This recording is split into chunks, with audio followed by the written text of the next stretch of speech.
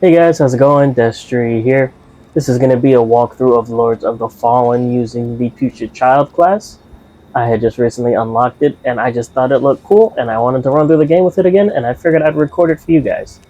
I'm going to say a couple of things here. I will be trying to go through the game as completely as I know how. I will be using a guide on occasions, but for instance, this first video, which is going to be focusing just on the Redcopse, I won't be using a guide, and I know I will be coming back here because there are going to be some things that we can't access quite yet, but we will get there when we get to it. So yep, this first video is going to be only going up until the first major boss, and just kind of going from between here and there, grabbing what I know is around and all that stuff. So that is progression that way.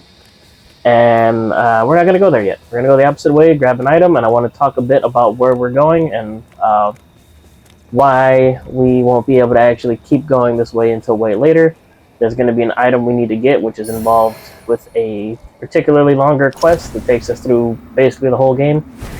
Yep, it is this gate here. It will only open when we have a certain item, and in order to get this item, we have to go through a couple steps. So we will come back to this later. There's going to be some other areas in this part of the game too that we will have to revisit considerably later on. But yeah, a couple more things about this run.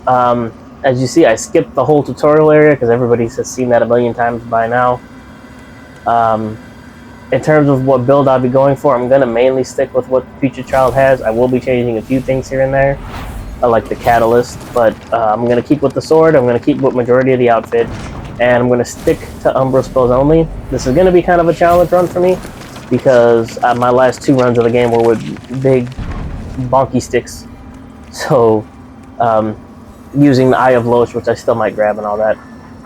Anyways, here's the Iron Wayfarer. You're probably thinking that lamp's just a tool to be used as you see fit. Take it lightly. And you'll find it's the other way around. Mark my words. I don't know who you are, and I don't care.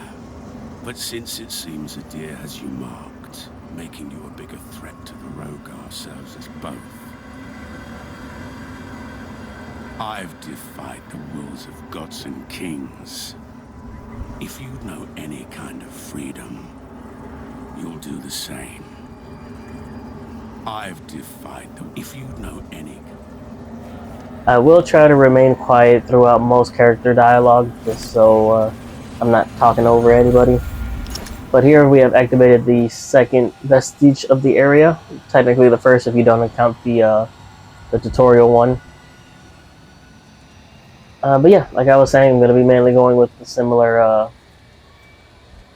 similar style to what you're seeing here. So I'm going to stay with the sword throughout the whole game. The head and chest piece I'll stick throughout the whole game. I like the wiggly arms in the back, it's kind of cute.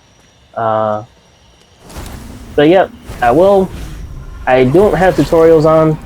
So for instance, what we're going to do right here is activate a stigma that gives you Umbral Scouring, which you're going to need to use later on with a certain NPC. I'm not going to necessarily try to be spoiler free, because I'm sure if you're watching this video and you're seeing the character I'm playing as, you kind of know how I got it and what happened. But I will try to at the very least be vague if you're new and interested in the game and don't want super spoilers, in which case, I mean, letting you know I am intending to fully play through the game, so if you watch more of these videos you might get spoiled, I'll let you know ahead of time. But yeah, I won't be talking a bit too much about like exact items and everything, because you'll see it in the video. I might bring up certain like tips or whatever. Like for instance, I barely used a regular like short sword during my main playthrough, but I do want to say you won't see it until considerably later on. My cat is spazzing out. You won't see it until considerably later on, but the running two-handed charge attack, or yeah, I think it's the running two-handed charge attack for the short sword is actually really good. It's a quick overhead attack, does good damage, and it's really real fast. And it looks like it can stun a lot of enemies, which is good. So So yeah, we're gonna go through this first main area here. This is actually where my first death was in my first playthrough of the game. You know, kind of getting into the thick of things here. Be careful. I recommend starting off going to the left. There is some enemies there. There's also going to be one hidden behind some planks. You're going to see him right over here to the left. You'll see the planks. He's right behind them. But he's also kind of stupid. So he tries to aim for you, not so much to break out of the wall. He will eventually, but we're not going to worry about that right now. Watch out for these guys throwing fire. They will probably be your first death if you're not paying attention, because they are in kind of hard to reach spots sometimes, or hard to see. We're gonna come across our first quote-unquote hidden weapon. It's behind this rubble here, and we get the Hallowed Condemnation. This was the first sword I actually tried to use before I realized Big Bonky Stick was the way to go. Because I initially, when I first got the game, wanted to do a like a blasphemous playthrough. This looks like the sword from the first game. A little bit smaller, but same concept. So my recommendation for this part of the area is to bring them all in here so the guy with the fire can't get you. Or, if you're not in here, you would just run to the guy with the fire who's shooting the fireballs and take care of him first before dealing with these guys. But this is, a bit easier. That way you can kind of get rid of the small fry, and then when you go up there, fight them, come back down, you don't have to worry about anybody else. So yeah, just make a B run for here, go up the ladder, take him out. I'm going to pause a moment because I thought there was something extra up here, but it's not on this roof. It's in one that you'll see me go to shortly. I'm going to finish him off real quick. I'm going to go back up the ladder because I thought there was something there. Also, you probably don't want to use magic just to put down items like I have. When you're in the tutorial, you're given a rock, and essentially that's what the rock's for, is to knock stuff down without really using any of your resources. It takes very little. And if you're wondering why it seems like my first two attacks when I'm hitting don't do a whole lot of damage and the third one just kills them, that's what the frostbite effect does to enemies, is it just takes a chunk of their health away. If you're fighting another player, it also blocks a portion of their stamina. You might have also seen it happen to you in some areas of the game. I would imagine that doesn't work on enemies, like regular PvE enemies, just because I don't think they really have stamina like that. But we're going to go to this little kind of secret area right here in just a second. After I go back up here again, I was still pretty sure there was something up here I was missing. I don't know why. I'm still getting confused with that area next there. The building right next door. And I think you can kind of see how I'm looking over and like, oh, it's over there. But behind this area is one of those Hell Knight things. I don't really remember what they're called. This is a tough enemy, so be careful. Also, like I said, fireball guys fucking suck. Now, I'm gonna go up there, take care of him real quick. And then we will go back and take care of the Hell Knight. But yeah, that is a tough enemy for this early on in the game. They will show up periodically. I would actually say this area is probably a good place to kind of get practice in, because that is one of the enemies that kind of shows up all throughout the game almost. And they will be more prevalent later on. So this is good to get some practice in now. Any tips I can give is really, you want to stay at a medium distance depending on what attacks he's going to do. A lot of his swooping attacks are the ones where he's essentially just using his sword. You can dodge them, and then you want to stay up close to get a couple hits in. But when he ever does that attack where he throws nails on the ground, I would recommend getting behind some cover, because he always ends up shooting. I don't know what he shoots, but he ends up like shooting an arm gun or something right after that. And then when he raises his sword in the air and it catches fire, he does the spinny attack. My recommendation is just try to get far away and constantly dodge those. You might run out of stamina, especially if you don't have a lot, because he does spam it like 4 or 5 times. You're spamming his little gun thing again.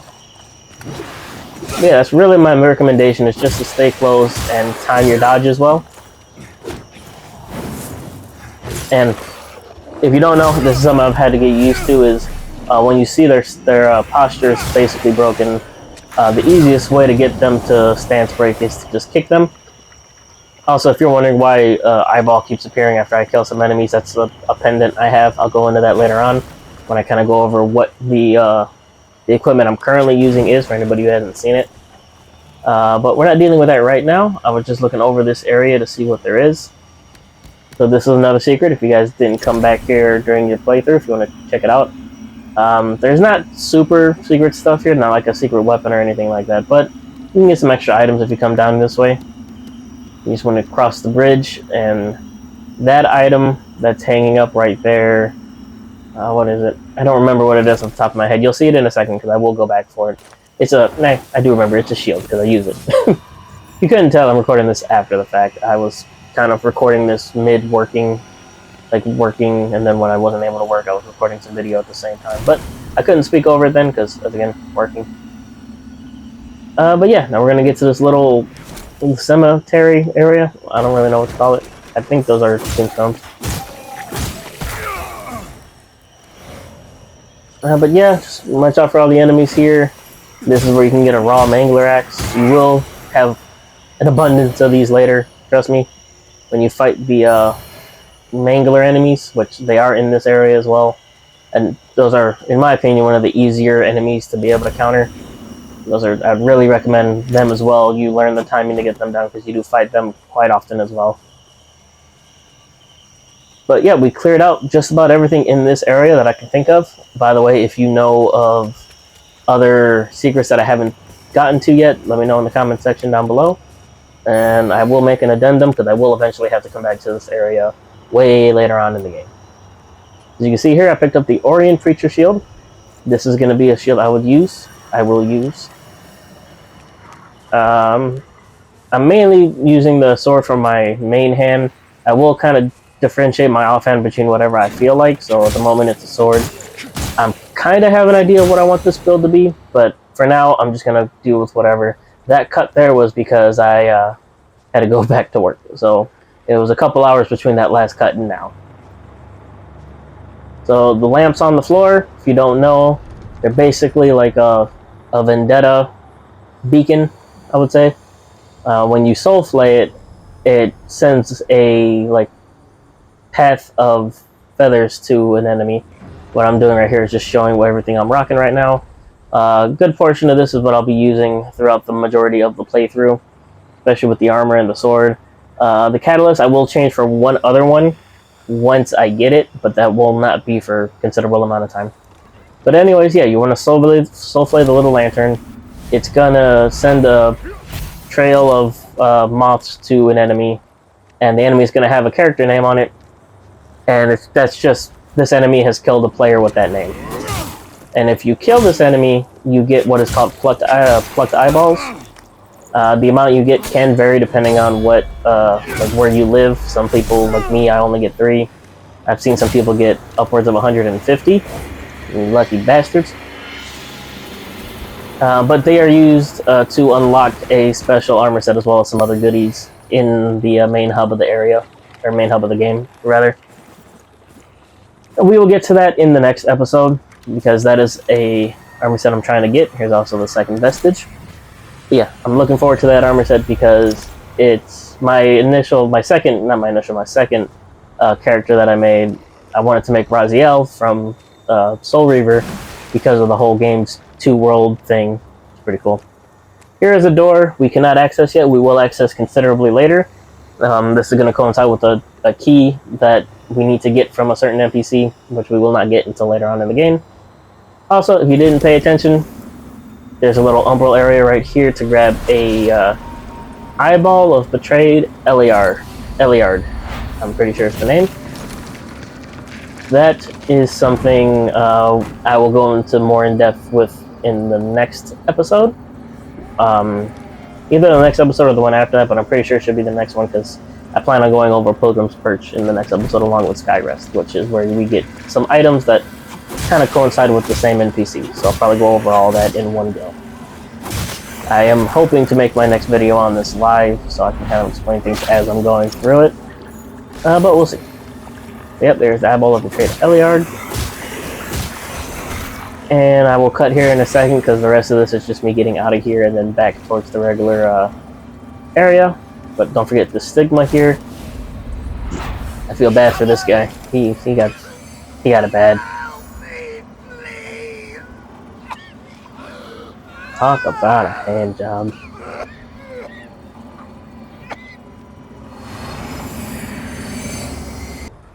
Being back by the vestige, we're going to go through the intended path this time, which is going to be up this hill here. There's going to be more of the Mangler enemies, so be careful. I would take this time out to learn how to parry their attacks well, because they do show up quite a bit throughout the game. That is one thing I will say, this game kind of reuses the enemies a lot of the time. Personally, for me, I don't care too much. I like their design. I don't really mind fighting them, but I can't see how people wanted maybe a bit more variety out of some of the enemies here. But personally, that doesn't bother me too much. What does bother me is these fireball fucks, which is what I'm calling them now. I think they're called like corrupted pilgrims or something. That's not what their name is anymore, it's fireball fucks. Anyways, after we grab this item here, we're gonna head on down and go into Umbral. That was a not a checkpoint, that was a shortcut that you just saw there, but we'll get back to it. Mine Owner's Ring, very good ring. It'll probably be the first ring you pick up. Wear it until you find something better, because it is a very good ring. Increase the stamina and stamina regen. You could always use that regardless of what build you want to use. And let's get into the Umbral now. I'm just checking here, make sure there's nothing secret. And we are gonna get going here. If you just follow Mr. Wiggle Arms here as we go on to our next destination, which is gonna be grabbing some more stuff. There's gonna be some more pilgrim's clothes hanging off of a corpse that we gotta knock down again. In this section, let's talk about withered health a bit. So whenever you go into Umbral, or if you take chip damage while you're blocking or whatever, you can actually also see it on these enemies. The white health is called withered health, basically. So that's essentially, you didn't take true damage in a sense. That is damage you can bring, health you can get back if you damage the enemies before they hit you again. But if you do get hit, you lose all of that white health plus whatever extra health you lose from the attack itself. You can also gain some withered health back using those orbs, if you didn't know. So if you're like missing a little bit of health and you don't have any withered, you just hit a couple of those. I think some enemies also will give you withered health that can be siphoned or sucked, if you want to call it that. And yep, like I said, you want to get practice on parrying these guys. These guys are actually pretty easy to parry, in my opinion, as I get the shit beat out of me. But no, in all seriousness, I would recommend using this time to practice parrying their skills, because you will, like I said, run into them a lot. And they're not really that hard to parry. They're very telegraphed when they're doing attacks. Watch out for the fireball fuck here. I take them out real quick. And like you'll see here, they take a very long time usually before they actually attack. So it's very easy to time up when they're actually going to swing. Case in point.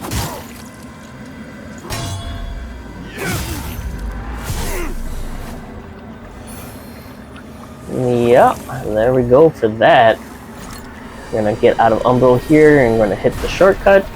And then we will continue on. I think we're getting close to the boss here. We just have another area, which is where we're going to learn about vestige seeds. And then just the area right before the boss. And also the NPC that we've been seeing here, the Iron Wayfarer, he has a connection to the last game. If you don't know what it is, I won't spoil it yet. I will when we get to the area where you would find out who he is, because you do find out if you do a certain ending, if you just couldn't tell by looking at him who he was. But as again, I won't spoil that until way later. You carry the lamp long enough, and you'll see history repeat, over and over. If you don't want to keep retreading the same ground yourself should you fall, make use of this. I was fumbling around a bit there. I've given you more umbral guidance than I ever had. From now on, find your own way and stay out of mine. I've given you from now on. Alright, so what he just gave us was a vestige seed. If you're new to the game, you don't know what that is. That is essentially a way to make your own checkpoint. Whenever there's the little vine things on the ground, you can lay a seed there and it'll make a temporary checkpoint. You can only have one of these available at a time. So if you make a new one, the old one will disappear. The cut there was just me leveling up a stat. I was just leveling up health. I kind of know what build I want, but I'm not going to really invest much points into other skills yet. I'm more going to focus on leveling up my weapon, because I am going to just use this one. I don't remember if that area, like that little, that road there, that's somewhere we can go to later on, but not to worry about that right now, because we are just at the boss. So to the left is the boss, to the right is an area we will not go to yet. We will go to it way, way later on, because it's going to be mandatory once we get to that point of the game. There's a couple enemies there. You can fight them if you want. Not terribly difficult, and they're already fighting and killing each other, so that's fine. But we're not going to worry about that. I'm going to grab some items in the fire here. Pro tip, you can also go on Umbral, so you don't take fire damage from this, if you didn't know. But yeah, I would also recommend, before any boss, probably use up the souls you have. So like level up, upgrade, do whatever you got to do. Because sometimes it might be kind of difficult grabbing your souls and getting out if you die during a boss, and especially if this is your first game, like first run through of the game, and you're still new to it, it's going to be kind of rough. O holy Aureus, by your radiance grant me the strength to continue to endure these dark days, to lay bare the path to salvation for my wayward brothers and sisters, so we may walk it together, and to strike down all those who would see our will defied. Even as our suffering continued, I honored my pledge of patience to the exactor. And yet you now appear before me, a stranger, bearing what was not yours to receive. A betrayal made flesh, and one I cannot brook. Alright, so we have Pieta, she of Blessed Renewal. And this boss, it's kind of like your first major boss, so it's not intended to be very difficult. But I still have some tips, which is essentially stay close and practice your dodging. You can also practice your parrying here if you want, because depending on what ending you want to get, you will see her again. It might be kind of a spoiler, but if you don't know what I'm talking about, then it's fine. But I really wouldn't recommend doing that. I think it'd be a lot easier just to memorize her moves so you can dodge them. And as you can see, I'm doing a fantastic job of that. But she also can stagger pretty easily, especially if you kind of spec into stagger more.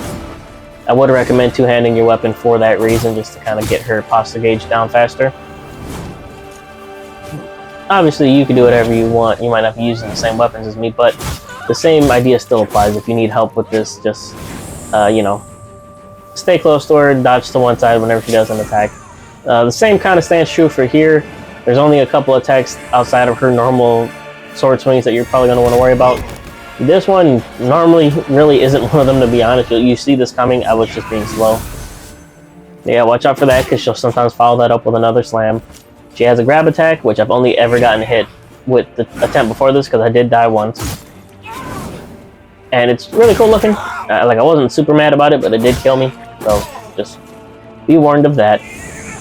And this attack, when she does it, I recommend stepping away a bit so they kind of go to either side of you and then dash forward, because they usually go in like an X formation and it'll end up being behind you. I'm getting sloppy here. But that's really the tips I got. Just keep doing that. She will tend to do the same kind of attacks over again with occasional breaks to do, like, when you hit certain thresholds, she will do certain other things. As you'll see here probably in a second. It's a very cinematic boss fight, which is pretty cool. See right there. That's when she'll start doing different attacks at like different health thresholds, I believe. There's that second pound that I was talking about. But yeah, I mean, outside of that, as again, not a hard boss. Didn't use any buffs for it. Yeah, all I'm doing is using that one umbrella attack that I think lowers the defense or attack, one of the two. I don't really know, to be honest. But yeah, just keep doing that, and just pay attention to her little posture gauge thing. And always, you can just do a kick. It's the fastest way to break the stance. You get some extra damage in. They're essentially free. But yeah, there's not really too much more to say about this boss in particular. Just don't feel too bad if you do die, because like I said, I've already beaten the game twice, and I did die once already to her. And I was getting sloppy in this run too, but I still get it done. So, spoiler alert, yes, I win the fight while you're seeing it. If you guys are interested in, I will have it saved if you want to see like a compilation of all the times that I'll fuck up during this run. I can certainly make that happen if I see the support for it. But anyways, yep, that was Pieta. Let's go ahead and let this cutscene play and continue from there. The video's almost over.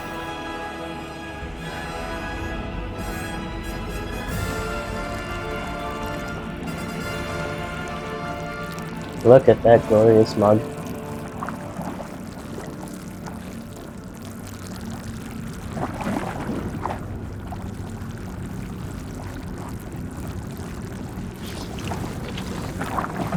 Anybody ever watch Wallace and Gromit? It's kind of the vibe I'm getting right now.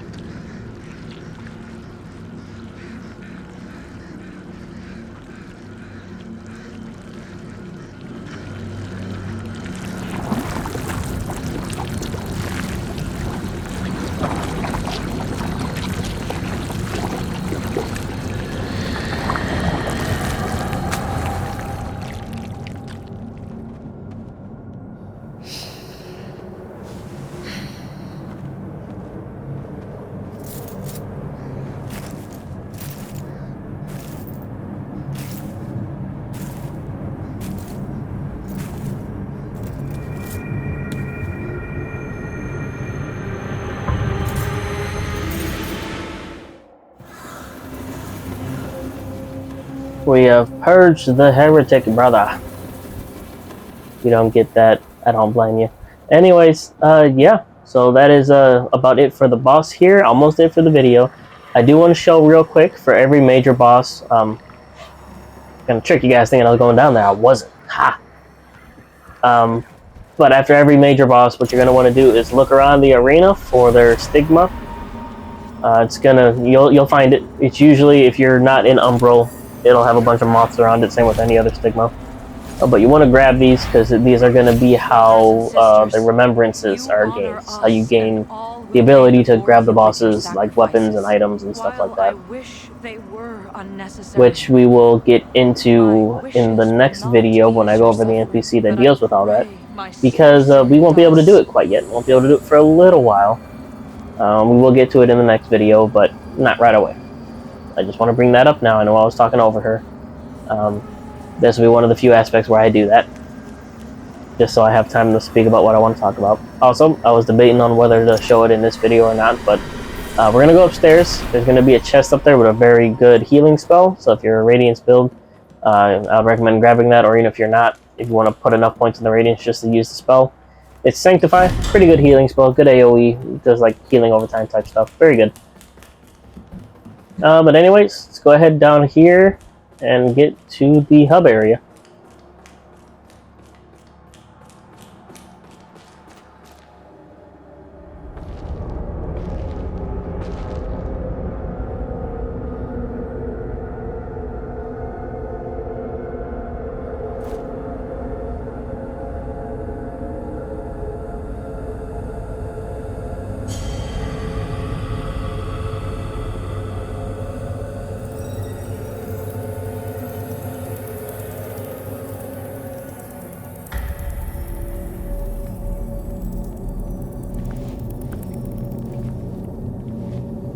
Welcome, Dark Crusader.